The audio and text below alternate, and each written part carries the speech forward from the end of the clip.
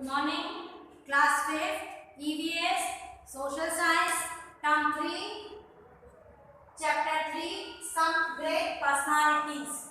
आज हम इस चैप्टर में कुछ ऐसे इंडियन लोगों के बारे में पढ़ेंगे, समझेंगे जिन्होंने हमारे कंट्री के सोशल और इकोनॉमिकल अपलिफ्टमेंट के लिए अपना कंट्रीब्यूशन दिया है। ऐसे लोग जिन्होंने अपने तरीके से हमारे देश को आगे बढ़ाने में अपना योगदान दिया है, उसको यहाँ पर ग्रेट पर्सनालिटीज बोला है। जिनके आइडियाज जो थे उससे हमारे देश को बहुत फायदा हुआ और देश के साथ ही पूरे विश्व में भी भारत का नाम हुआ इन लोगों के कारण। एक के बाद एक हम इनको समझेंगे। पहले है रविंद्रनाथ टैगोर। आप अपने स्कूल में हमेशा छुट्टी होने के समय पर जनगण मन गाते हैं, ये हमारा नेशनल एंथम है। ये रविंद्रनाथ टैगोर जी द्वारा लिखा गया है और इन्होंने 3000 से ज्यादा कविताएं लिखी हैं। यह एक मल्टी टैलेंटेड पर्सनालिटी थी।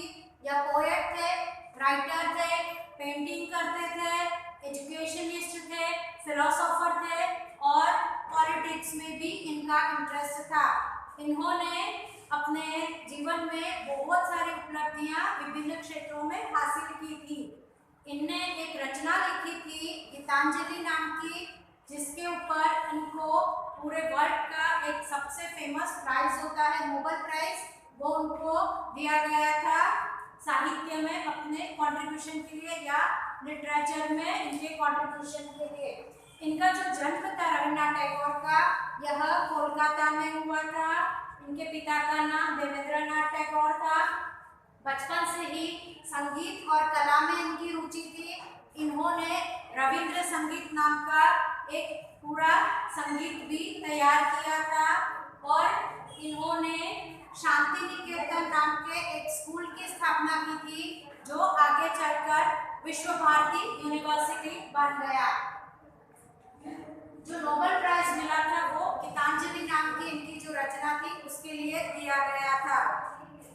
अब हम बात करेंगे जहांगीर रतन जी दादाभाई टाटा, जिनको JRD टाटा के नाम से जाना जाता है। यह एक टाटा अपने बहुत कॉमन नेम है हिंदुस्तान में, बहुत सारी अलग अलग फील्ड में अपने कार्यक्रम चलाते हैं वर्षों से। आपने सुना होगा, बहुत वेल नोन पर्सनालिटी थे। इनका जो जन्म था वो फ्रांस में हुआ था। इनके पिता पारसी थे, इनकी माता फ्रेंच थी, तो इनका जन्म जो था वो फ्रांस में हुआ था। इनकी शुरुआत की जो बचपन की पढ़ाई थी वो फ्रांस में हुई, बाकी आगे की पढ़ाई इनकी इंग्लैंड में हुई। इनको बचपन से ही हवाई जहाज चलाने का शौक था और यह पहले ऐसे भारतीय थे जो कि कमर्शियल पायलट बने थे। इनका इतना ज़्यादा रुझान था तो इन्होंने अपने ही लेवल पर टाटा एयरलाइंस की स्थापना की थी। आगे जाके फिर वो एयर इंडिया में बदल गई। जो JRD टाटा थे वो टाटा सन्स और टाटा ग्रुप के चेयरमैन बने। तब इनके पास में 14 कंपनीज थी या 14 एस्टेब्लिशमेंट थे। इन्होंने अपने जीवन काल में उस 14 एस्टेब्लिशमेंट को बढ़ाते हुए 95 कंपनी तक एक्सपांड किया और दूसरे भी सोशल सेक्टर में भी इनके भारत के लिए बहुत योगदान रहे हैं। मैंने यहाँ पर कुछ नोट किए हैं। टाटा के कौन कौन से एस्टेब्लिशमेंट है जो कि बहुत फेमस है, वर्ल्ड वाइड फेमस है। TISCO, Tata iron and steel company, Tata Motors. जितने भी हैवी व्हीकल्स हैं हमारे यहाँ पर, सबसे पहले इनकी शुरुआत टाटा मोटर्स से ही की थी। इसके बाद टाइटन आपने देखा होगा, हाथ में पहनने वाली घड़ियां या रिस्ट वॉच बनाता है टाटा, टाइटन के नाम से। तनिष्क जो है वो सोने का ज्वेलरी के शोरूम का एक चेन है जिसका टाटा का ही है, इसका तनिष्क नाम है। टेल्को या जो है इंडियन रेलवे के लिए लोकोमोटिव्स बनाता है। दूसरा है TCS, टाटा कंसल्टेंसी सर्विसेज। यह इंफॉर्मेशन का काम करता है, इंफॉर्मेशन के सॉफ्टवेयर के सेक्टर में काम करता है। दूसरा है Tata institute of science, Tata institute of fundamental research, Tata institute of social science. तो समाज के अलग अलग क्षेत्र में, मेडिकल साइंस है या एजुकेशन है या फिर इकोनॉमिकली बहुत सारी टाटा ग्रुप की सर्विसेज भारतीय सरकार को मिलती है। एक बहुत अच्छा योगदान था इनका employ welfare scheme. Tata group के जितनी भी कंपनीज थी वहां पर काम करने वाले कर्मचारियों के लिए यह बहुत उदार दिल के व्यक्ति थे और उन कर्मचारियों के लिए बहुत अच्छी स्कीम्स अपने ग्रुप में चलाते थे।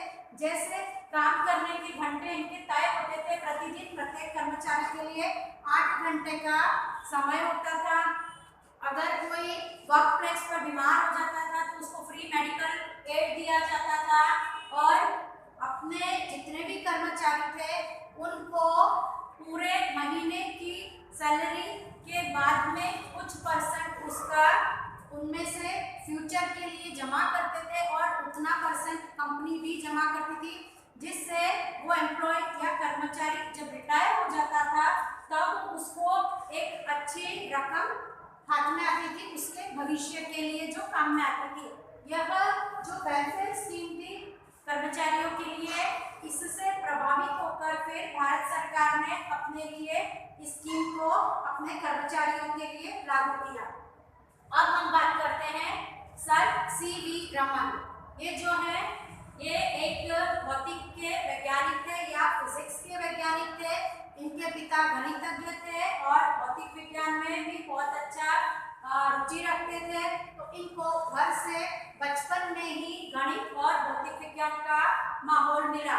आगे चल के इन्होंने कोलकाता में सर्विस किया, अकाउंट सेक्शन में गवर्नमेंट के डिपार्टमेंट में, लेकिन साइंस में इनका बहुत रुझान था। तो यह अपने ऑफिस के काम के बाद में बचे हुए समय में साइंस के फील्ड में काम करते थे और इन्होंने स्कैटरिंग ऑफ लाइट पर अपना वर्क प्रेजेंट किया और उसको आगे जाके रमन इफेक्ट नाम दिया गया। यह किसी भी भारतीय द्वारा पहली ऐसी भारतीय द्वारा खोज की गई थी जो पूरी रूप से पूरी तरह से जो भारत में ही शिक्षा ग्रहण किए हुए था। इनकी जो सर सीवी रमन की जो पूरी शिक्षा थी वो भारत में ही हुई थी, पर जो स्कैटरिंग ऑफ लाइट पर इन्होंने काम किया था उसके लिए उनको नोबेल प्राइज से सम्मानित किया गया। नोबेल प्राइज जो है वह फिजिक्स के इनके रिसर्च वर्क के लिए इनको दिया गया।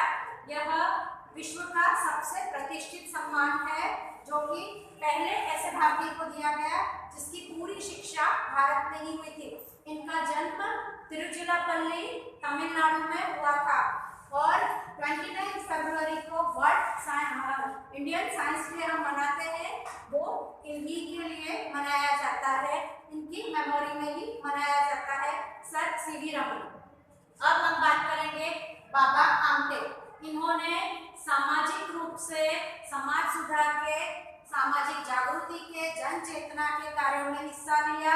इनका जन्म जो है हिंगनघाट वर्धा महाराष्ट्र में हुआ था और इन्होंने सबसे पहले एक लॉयर या वकील के रूप में अपना काम शुरू करा था। स्पेशली ऐसे लोगों के लिए वकालत करते थे जो कि भारत छोड़ो आंदोलन के लिए, क्विट इंडिया मूवमेंट के लिए जेल गए थे या इम्प्रिजनमेंट में थे। इन लोगों के लिए बाबा आमटे ने काम किया था। बाबा आमटे का पूरा नाम मुरलीधर देवदास आमटे था। इन्होंने अपने जीवन काल में वकालत के बाद में एक बहुत बड़ी जमीन ली थी, उसके ऊपर आश्रम बनाया था। स्पेशली ऐसे लोगों के लिए वो आश्रम था जिन्हें कुष्ठ रोग था, ऐसा बीमारी जिसे लेप्रेसी कहा जाता है, उसके अंदर हाथ के और पैर के जो स्किन है या बोन्स है वो धीरे धीरे गलने लगती थी। तो ऐसे लोगों को समाज बहुत घृणा की दृष्टि से देखता था और हेट करता था, नफरत करता था। ऐसे लोगों को रिहेबिलिटेशन करने के लिए इन्होंने एक बहुत बड़ी जमीन को एक आश्रम में, आनंद वन के नाम से आश्रम में कन्वर्ट कर दिया और वहाँ पर कुष्ठ रोगियों की सेवा करते थे और उनको कोई ना कोई ऐसा स्किल सिखा देते थे कि जब वो आश्रम छोड़ के जाते थे तो वो अपना जीवन अपनी स्किल के थ्रू, मतलब अपना रोजगार वो करके अपनी आय का स्रोत करके खुद से अच्छे से जी सकते थे। ऐसे उन्होंने बहुत से दूसरे भी आश्रम बनाए, अशोक वन और सोमनाथ ऐसे। और इनका कुष्ठ रोग के अलावा इनका बाद में रुझान हुआ नर्मदा बचाओ आंदोलन जो सरदार सरोवर योजना के लिए चल रहा था। तब ये अपना चंद्रपुर का आश्रम छोड़कर यहाँ पर शिफ्ट हो गए थे और इन्होंने अंतिम सांस तक यहीं पर लोगों को सामाजिक जागरूकता लाने के लिए काम किया।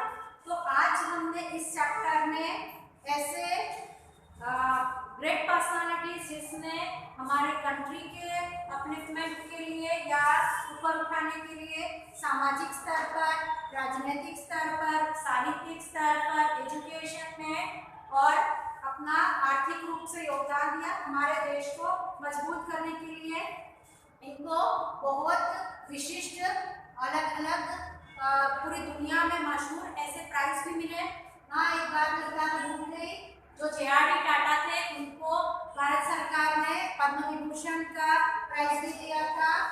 यह भी एक उच्च नागरिक सम्मान है और उनको जीवित रहते हुए ही भारत रत्न का भी पुरस्कार दिया गया था। यह सर्वोच्च भारतीय नागरिकता सम्मान है।